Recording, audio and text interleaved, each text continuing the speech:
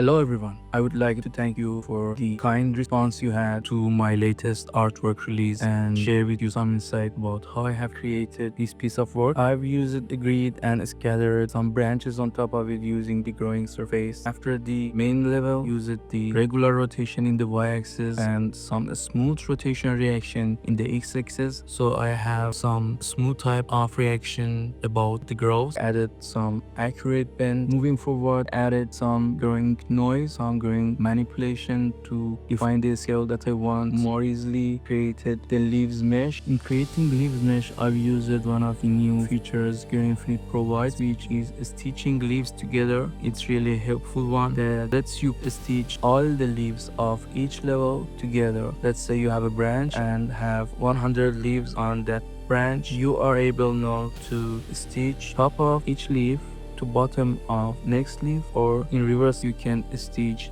the bottom of each leaf to the top of previous leaf. In this way you are able to create lots of complex formations. Use the new type for pure view, which lets you to create mesh using the next level points. If you create the mesh using those points, you have the ability to create an expanding look for the mesh generation. It is not scaling anymore in an artificial manner. It will realistically try to expand in a way that you might see in the nature. After creating the leaves mesh, added some gravity using the color. I've selected the middle of each leaf and created a gravity so I can push a little bit middle of each leaf outward, and after all created a file cache to save the file on this and created the barks. The cool new features in barks are allowing you to rotate all the barks, all the geometry that you are scattering on your surface randomly, but after the rotation it lets you stretch the geometry along the normal axis of, for example, the branches that are generating that leaves mesh, which is really cool feature, I believe. Also it lets you scale and compress the